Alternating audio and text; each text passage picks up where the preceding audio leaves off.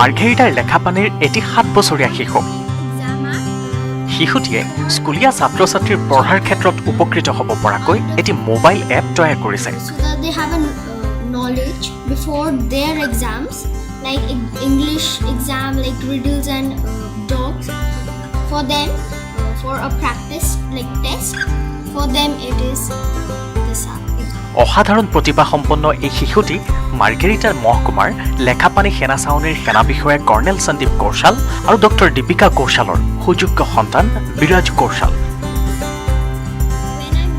DPS স্কুলত শিক্ষা গ্ৰহণ কৰি আছে ক্লাছ 4ৰ এই ছাত্ৰগৰাকী যি সময়ত দেশৰ লগতে ৰাজ্যত কৰোনা মহামাৰীয়ে ভয়ংকৰ ৰূপ ধাৰণ কৰিছে যিটো সময়ত দেশত মিনি লকডাউনৰ ফলত 2 বছৰ ধৰি বিদ্যালয়সমূহ সম্পূৰ্ণ বন্ধ হৈ পৰিছে সেই সময়ত অফলাইনতকৈ অনলাইন ক্লাছত এতিয়া গুৰুত্ব আৰোপ কৰিছে চৰকাৰে আৰু তেনে এক সময়তে বিদ্যালয়সমূহত অনলাইন ক্লাছত সহায় হ'ব পৰাকৈ বিৰাজ কৌশলে উদ্ভাৱন কৰি উলিয়াইছে এটা এপ মাত্ৰ 7 বছৰ বয়সতে শিক্ষাৰ্থীসকলৰ সুবিধাৰ্থে সহজে যিকোনো প্ৰশ্নৰ উত্তৰ পাব পৰাকৈ এক্সাম এপ নামৰ এইটো এপ উলিয়াইছে বিৰাজ কৌশলে বৰ্তমান পৰ্যন্ত ছাত্ৰজনে 10টাৰো অধিক এপ তৈয়াৰ কৰিছে বুলি জানিবলৈ দিছে তেওঁৰ পিতৃ মাতৃয়ে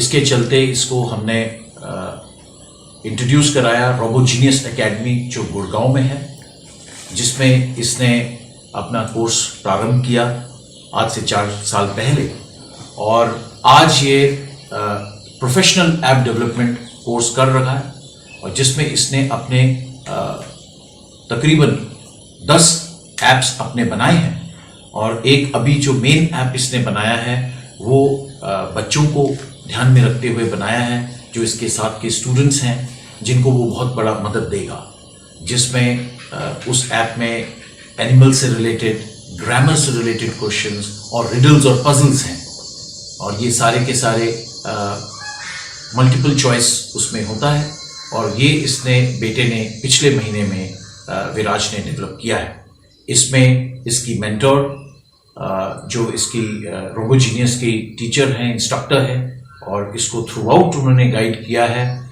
रितिका मेहता उनका बहुत बड़ा एक रोल रहा है मेरी वाइफ डॉक्टर दीपिका कौशल इसमें इनका भी बहुत सपोर्ट रहा है जिन्होंने शुरू से इसको हमने प्रोत्साहन दिया और आज इसने ये प्रोफेशनल ऐप अपने आप अपने बलबूते पे डेवलप किया है অতি শীঘ্ৰে ছাত্ৰজনৰ এই এপসমূহ গুগল প্লে ষ্ট'ৰ আৰু এপল এপত ছাত্ৰ ছাত্ৰীসকলৰ বাবে উপলব্ধ হ'ব bureau report news 18 Assam north east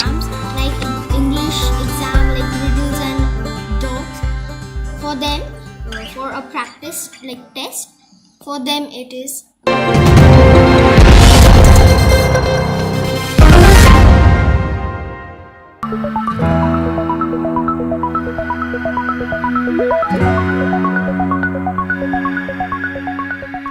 উত্তৰ অসমবাসীৰ বাবে এক আশাৰ বতৰা কোভিডৰ ভয়াবহ পৰিস্থিতিৰ মাজতো আশাৰ ৰেঙনি কঢ়িয়াই আনিছে এই খবৰে ধেমাজিত অহা 4 মাহৰ ভিতৰত নিৰ্মাণ আৰম্ভ হ'ব ধেমাজি চিকিৎসা মহাবিদ্যালয়ৰ প্ৰস্তাৱিত ভূমি পৰিদৰ্শন স্বাস্থ্য মন্ত্ৰী কেশৱ মহন্তৰ মঙলবাৰে ধেমাজি অভিযান্ত্ৰিক মহাবিদ্যালয়স্থিত কোভিড কেয়াৰ চেণ্টাৰ মুকলি কৰাৰ পিছত এই মন্তব্য কৰে স্বাস্থ্য মন্ত্ৰী কেশৱ মহন্তই ধেমাজি অসামৰিক চিকিৎসালয়ৰ নিচেই কাষৰ হিলুদাৰী ব্লক আৰু কোৱাফলা হাবি ৰাজচক্ৰৰ প্ৰায় 150 বিঘা মাটি ইতিমধ্যে এই চিকিৎসা মহাবিদ্যালয়খন নিৰ্মাণৰ বাবে প্ৰশাসনে বাছি উলিয়াইছে আমি 5খন মেডিকেল কলেজ ঘোষণা কৰিছিলো তাৰ ভিতৰত ধেমাজি এখন মঙলবাৰে অসম চৰকাৰৰ স্বাস্থ্য আৰু পৰিয়াল কল্যাণ মন্ত্ৰী কেশৱ মহন্তই লখিমপুৰ লোকসভা সমষ্টিৰ সাংসদ প্ৰদান বৰুৱাৰ সৈতে চিকিৎসা মহাবিদ্যালয়ৰ ভূমি পৰিদৰ্শন কৰি সংবাদ মাধ্যমৰ আগত প্ৰকাশ কৰে এই তথ্য মেডিকেল কলেজৰ কাম আমি হয়তো 4 মাহমানৰ ভিতৰত আমি আৰম্ভ কৰিম এনেও কাম আৰম্ভ কৰিবলৈ ধাননি পথাৰ মুকলি হ'বও লাগিব ইপিনে ৱৰ্ল্ড বেংকে ধেমাজি অভিযান্ত্ৰিক মহাবিদ্যালয়ত ধেমাজি প্ৰশাসনৰ সহযোগত নিৰ্মাণ কৰা কোভিড কেয়াৰ চেণ্টাৰটি আনুষ্ঠানিকভাৱে মুকলি কৰে। এই কাৰ্যসূচীত উপস্থিত থাকে ৱৰ্ল্ড বেংকৰ উপাধ্যক্ষ মনীষ মহলকা। আমি ৱৰ্ল্ড বেংকৰ যথেষ্টখিনি সাহায্য মানে অনুদানত আমি এই কোভিড কেয়াৰ চেণ্টাৰৰ যিখিনি সামগ্ৰী প্ৰয়োজনীয় সকলোখিনি আমি পাইছোঁ। ইয়াৰ বাদেও আশাকৰ্মীসকলক তেখেতসকলে ট্ৰেইনিং দিছে আৰু যাৱতীয় যিখিনি সামগ্ৰী লৈ তেখেত ৰোগীৰ ওচৰলৈ যাব লাগে তাৰ কাৰণে এটা টোপোলা দিছে। তেখেতসকলৰ এজন ছিনিয়ৰ ভাইচ প্ৰেছিডেণ্ট আমাৰ লগত আছে। তেখেত আহিছে ৱৰ্ল্ড বেংকৰ ৱাশ্বিংটন DC পৰা। গতিকে এই গোটেই কথাটোত তেখেতসকলে কোভিড যুঁজখনত জড়িত হৈছে। গতিকে মই তেখেতৰ জৰিয়তে সকলোকে চৰকাৰৰ তৰফৰ পৰা ধন্যবাদ জ্ঞাপন কৰিছোঁ। উল্লেখযোগ্য যে স্বাস্থ্যমন্ত্ৰীগৰাকীৰ এই ঘোষণাৰ পিছত স্বাভাৱিকতেই আনন্দৰ লহৰ উঠিছে ধেমাজিত। এই চিকিৎসা মহাবিদ্যালয়খন সম্পূৰ্ণ হ'লে উত্তৰ অসমৰ স্বাস্থ্য সেৱাৰ ক্ষেত্ৰত অগ্ৰণী ভূমিকা গ্ৰহণ কৰিব।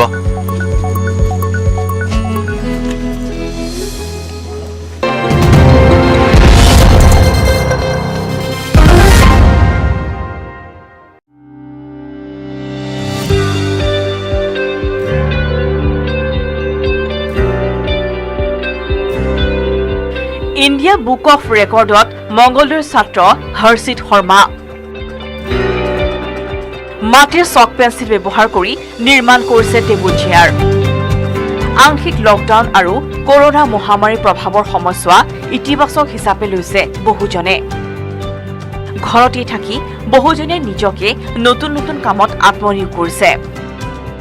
নিজৰ প্ৰতিভা বিকাশ কৰিবলৈ সক্ষম হৈছে বহুজনে। তেনে এগৰাকী ছাত্ৰ মংগলদৈ প্ৰফুল্ল নগৰৰ হৰ্ষিত শৰ্মা। উচ্চতৰ মাধ্যমিক প্ৰথম বৰ্ষৰ ছাত্ৰ হৰ্ষিতে চক পেঞ্চিল ব্যৱহাৰ কৰি টেবুল চেয়াৰ নিৰ্মাণ কৰিছে। একেবাৰে সূক্ষ্ম টেবুল চেয়াৰ নিৰ্মাণ কৰি ইণ্ডিয়ান বুক অফ ৰেকৰ্ডত নাম সন্নিৱিষ্ট কৰিবলৈ সক্ষম হৈছে মংগলদৈৰ প্ৰফুল্ল নগৰৰ নিবাসী জিতেন চন্দ্ৰ শৰ্মা আৰু ৰূপৰেখা দেৱীৰ একমাত্ৰ ল'ৰা হৰ্ষিত শৰ্মাই। মংগলদৈ প্ৰফুল্ল নগৰৰ হৰ্ষিত শৰ্মা নামৰ এগৰাকী ছাত্ৰই ইণ্ডিয়া বুক অফ ৰেকৰ্ডত স্থান লাভ কৰিবলৈ সক্ষম হৈছে। যিহেতু এটা পুৰস্কাৰ তুমি লাভ কৰিছা, ইণ্ডিয়া বুক অফ ৰেকৰ্ডত নাম সন্নিৱিষ্ট তোমাৰ হৈছে, প্ৰথমতে সুধিছোঁ কেনেকুৱা অনুভৱ, কেনেকুৱা লাগিছে তোমাৰ? হয়, যথেষ্ট ভাল লাগিছে। হয়, মই আগৰ পৰাই ভাল পাওঁ। এয়া ছবি আঁকিও ভাল পাওঁ, বস্তু বনাই ভাল পাওঁ। সেনেকৈ মই এইটো টেবুল আৰু চকী বনালোঁ। বনাই পিনে মই ইণ্ডিয়া চক পেঞ্চিলেৰে বনাইছোঁ। পিতৃ আছে, আমি পিতৃৰ ওচৰলৈকে যাম। হয়, লকডাউনৰ সময়ত পঢ়াৰ লগতে এনেই যিহেতু ঘৰতে থাকে, তাক সি টিভি আৰু মোবাইলত এইবিলাক দেখা পাই পেলাই তাৰ এটা মানে আগ্ৰহ জন্মি উঠি সি এই সৰুৰ পৰাই যিহেতু যিকোনো কাম কৰে, কাগজৰে হওক বা বাঁহ বেতৰে বা কিবা পেঞ্চিলেৰে এনেকৈ কামবিলাক কৰি থাকে। গতিকে তেওঁ মনত ভাবিলে যে ইণ্ডিয়ান বুক অফ ৰেকৰ্ডছত যেতিয়া চবেই দিয়ে ময়ো কিবা এটা কৰি দেখুৱাম বুলি তাৰ মন্ত্ৰ হোৱাত সি আমি ক'ব নোৱাৰাকৈ একেবাৰে সৰুকৈ টেবুল আৰু চকী এযোৰ বনাই ইণ্ডিয়ান বুক অফ ৰেকৰ্ডছৰ তেওঁলোকলৈকে পঠিয়াই দিয়াত তেওঁলোকে সেইখিনি গ্ৰহণ কৰি তাৰ নামটো অন্তৰ্ভুক্ত কৰাত আমি যথেষ্ট আনন্দিত হৈছোঁ। তেওঁক যিখিনি সন্মান দিছে।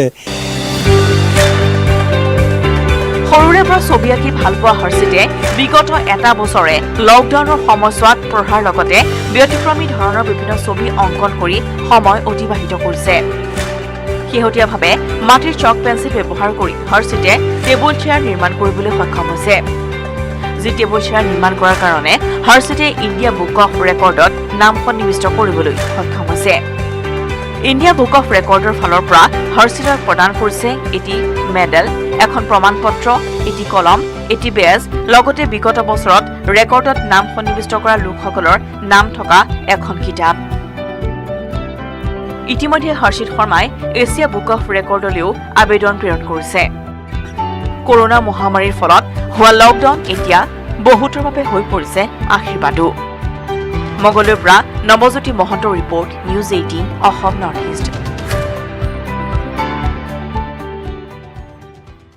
निर्माण पावर स्वैग चल शुरू हो जा माय टर्न कर दे सब कुछ ऑन ट्रैक स्ट्रॉन्ग है माइथन फ्लेक्सिबल माइथन बड़ा समझदार নিৰ্মাণৰ মানদণ্ড Maithan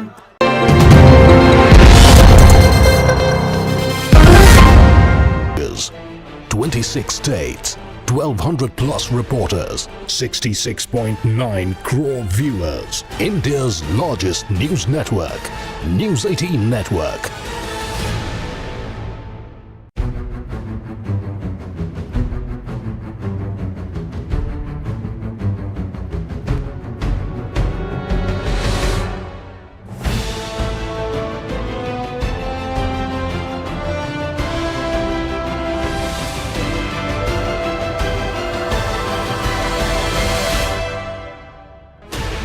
Sixteen channels, 15 languages, 26 states, 1,200 plus reporters, 66.9 crore viewers. India's largest news network, News 18 Network.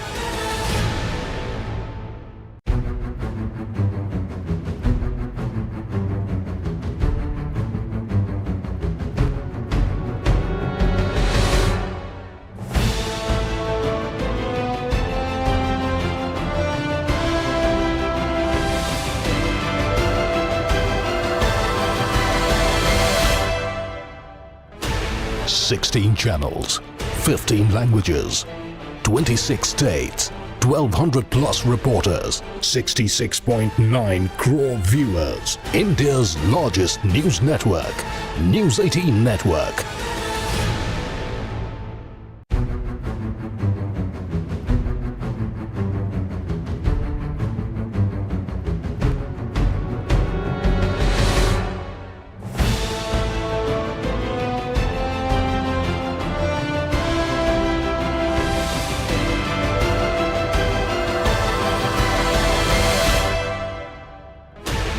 Sixteen channels, 15 languages, 26 states, 1,200 plus reporters, 66.9 crore viewers. India's largest news network, News 18 Network. নাগালেণ্ডৰ তুলি মহকুমাৰ কাংচাং ভিলেজত মই বৰ্তমান উপস্থিত আছোঁ আৰু এইসমূহ যি সামগ্ৰী দেখিছে এই সামগ্ৰীসমূহ অসমৰ লগতে বিভিন্ন ৰাজ্যলৈ ইয়াৰ পৰা ৰপ্তানি হয়।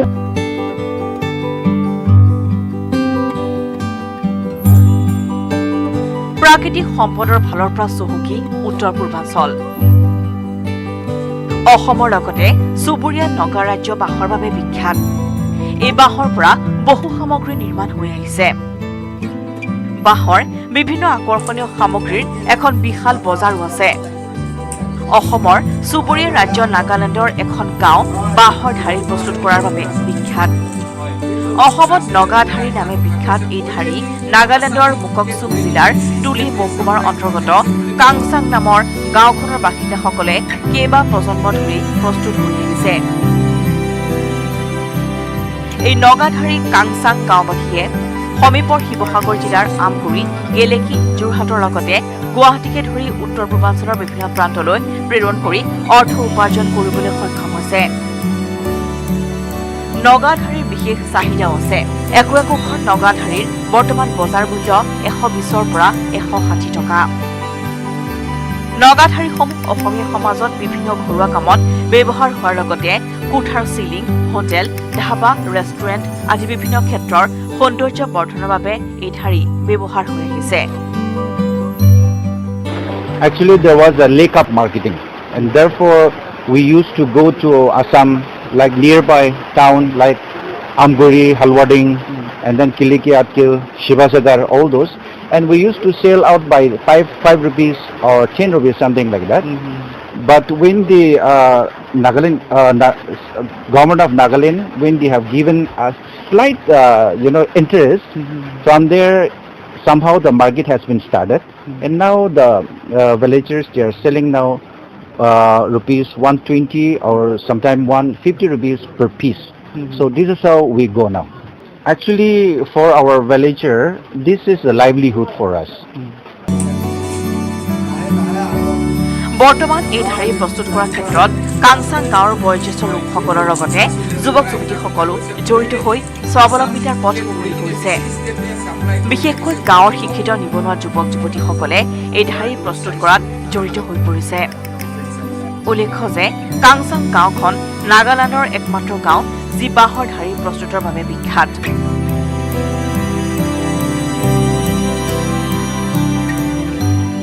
Jyotiprasad Gogoi report, news 18 Assam north east.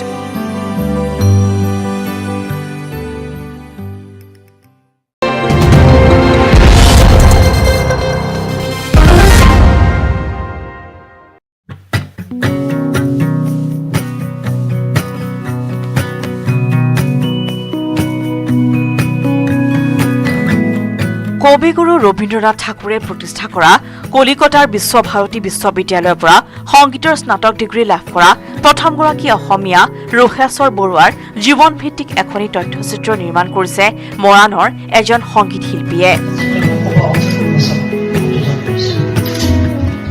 Moran উষাপুৰৰ সংগীতকৰ্মী Subhrajyoti মোহনে নিৰ্মাণ কৰি ইতিমধ্যেই উন্মোচন কৰিছে অক্লান্ত পথিক নামৰ তথ্যচিত্ৰখন।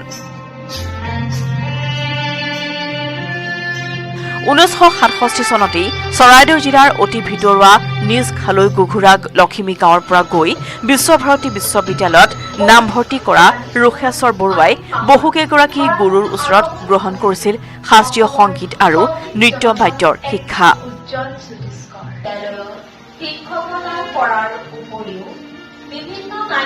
শান্তি নিকেতনৰ পৰা সংগীতৰ শিক্ষা গ্ৰহণ কৰি 1972 চনত অসমলৈ ঘূৰি অহা ৰোষেশ্বৰ বৰুৱাই নিজৰ জন্মস্থান চৰাইদেউৰ লগতে উজনি অসমৰ বিভিন্ন স্থানত শাস্ত্ৰীয় সংগীতৰ প্ৰচাৰ আৰু প্ৰসাৰৰ বাবে কাম কৰিছিল। বিশ্বকবি ৰবীন্দ্ৰনাথ ঠাকুৰৰ শান্তি নিকেতন অভিমুখে বৰুৱাদেৱে যাত্ৰা কৰিলে সত্যম চনৰ অনুবন্ধনত। শুভ্ৰজ্যোতি মোহনৰ ৰং এণ্ড ৰিদম নামৰ ষ্টুডিঅ'ত আজি এটা খুব ভাল কাম সম্পন্ন হ'ল। সেয়া হৈছে মানে পশ্চিমবংগৰ বিশ্বভাৰতী বিশ্ববিদ্যালয়ৰ পৰা বিশেষকৈ শান্তি নিকেতনৰ পৰা প্ৰথমজন অসমীয়া সংগীত স্নাতক হৈ ওলাই অহা ৰোষেশ্বৰ বৰুৱা দেৱৰ জীৱনভিত্তিক এখন তথ্যচিত্ৰ আজি ইয়াত উন্মোচিত হ'ল। ডিব্ৰুগড় জিলাৰ নামৰূপ নাহৰকটীয়া অঞ্চলত কেইবাখনো সংগীত বিদ্যালয় মহাবিদ্যালয় স্থাপন কৰি উজনি অসমত সংগীত শিক্ষাৰ এক পৰিৱেশ সৃষ্টি কৰাত সফল হৈছিল ৰোষেশ্বৰ বৰুৱা। সংগীতৰ সম্পৰ্কত কেইবাখনো মূল্যৱান গ্ৰন্থও লিখিছিল বৰুৱাই। 2005 বৰ্ষত মৃত্যুবৰণ কৰা ৰোষেশ্বৰ বৰুৱাৰ ওচৰত শিক্ষা গ্ৰহণ কৰা বহু শিক্ষাৰ্থী এতিয়া অসমৰ লগতে দেশ বিদেশতো প্ৰতিষ্ঠিত। আমাৰ শ্ৰদ্ধা গুৰু মোৰ ৰোষ বৰুৱা ছাৰৰ মৃত্যুতিথি, ষষ্ঠদশ বাৰ্ষিক মৃত্যুতিথি। আজি এই মৃত্যুতিথিত মই এখনি অক্লান্ত পথিক নামেৰে এখনি তথ্যচিত্ৰ প্ৰস্তুত কৰিছিলোঁ। যোৱা 2 বছৰ আগৰ পৰা মোৰ এইটো চিন্তা আছিলে। তাৰ আগতে মই তেখেতৰ বিষয়ে এখন আলোচনী লিখিছিলোঁ, যি নেকি বহুতো প্ৰতিষ্ঠিত শিল্পীৰ গুৰু আছিল। লগতে তেখেতৰ বহুতো ছাত্ৰই অনাতাঁৰ শিল্পী তথা চৰকাৰৰ মেধা বৃত্তিধাৰী আছিল। আৰু তেখেত আছিল শান্তি নিকেতনৰ কবিগুৰু ৰবীন্দ্ৰনাথ ঠাকুৰে প্ৰতিষ্ঠা কৰা বিশ্বভাৰতী বিশ্ববিদ্যালয়, যাক আমি জানো শান্তি নিকেতন বুলি জানো। তাৰ পৰা প্ৰথম সংগীত স্নাতক ডিগ্ৰীধাৰী অসমীয়া আছিলে। এইজন মহান শিল্পী শাস্ত্ৰীয় সংগীতৰ সাধক ৰোষেশ্বৰ বৰুৱাৰ জীৱন সংগ্ৰামৰ ওপৰত তথ্যচিত্ৰ অক্লান্ত পথিক নিৰ্মাণ কৰিছে শুভ্ৰজ্যোতি মোহনে। মৰাণৰ ৰং আৰু ৰিদম ষ্টুডিঅ'ত এক গাম্ভীৰ্যপূৰ্ণ পৰিৱেশত তথ্যচিত্ৰখনি উন্মোচন কৰে সদৌ অসম কবি সন্মিলনৰ প্ৰাক্তন সভানেত্ৰী জুলিয়ানা বেগমে।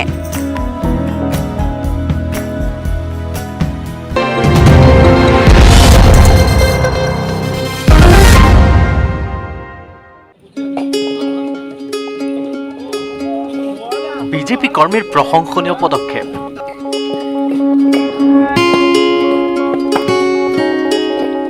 লোক নিৰ্মাণ বিভাগৰ মুখলৈ বাট নাচাই নিজে ভগ্ন ৰাজপথ মেৰামতিত নামি পৰিছে এইসকল লোক। মৰিগাঁও জিলাৰ লাহৰীঘাটৰ গেৰুৱা কুশতলী গড়কাপ্তানি পথৰ গৰাপাৰাত পথৰ মাজত সৃষ্টি হোৱা দ গাঁতবোৰ ইটাৰ টুকুৰা বালি আদি দি পুতি পেলাইছে এওঁলোকে। চৰকাৰে ইতিমধ্যে কৰণীয়খিনি কৰি আছে, লগত আমি ভাৰতীয় জনতা পাৰ্টি সমূহ বিষয়ববীয়া তথা পঞ্চায়তৰ প্ৰতিনিধিসকলৰ লগত একলগ হৈ আমি নিজে ওলাই আহিছোঁ যাতে এই ৰাস্তাটো সকলোৰ কাৰণে সুগম হয়। এতিয়া মানে আমি কিন্তু চৰকাৰৰ কাৰণে চাই থকা নাই, চৰকাৰে যিখিনি কৰিব লগা আছে সেইখিনি কৰি আছে, লগত খালি আমি হাত উজানহে দিছোঁ তেখেতলোকক।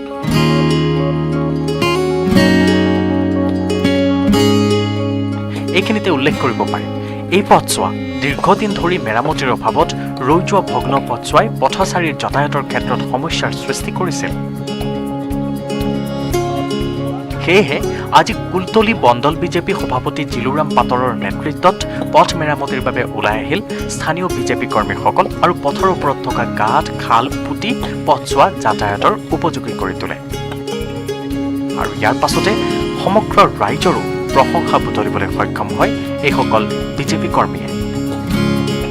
কুলতলী মণ্ডলৰ সভাপতি শ্ৰী জিলুৰাম পাটৰ নেতৃত্বতে এই পথচৰা যিটো যাতায়াতৰ মানে অসুবিধা হৈ আছিলে, গাঁত হৈ আছিলে, সেই গাঁতটো পূৰ্ণাংগ পূৰ কৰি পেলাই আজি যাতায়াতটো পূৰ্ণাংগ চলিবৰ কাৰণে সুবিধা কৰি দিছে ভাৰতীয় জনতা পাৰ্টীৰ নেতৃত্ব শ্ৰী জিলুৰাম পাটক সদৌ গৰাপা 123 নং বুথৰ কৰ্মকৰ্তা আৰু সকলো ৰাইজে আজি শলাগ লৈছে, তেখেতলৈ বহুত বহুত ধন্যবাদ।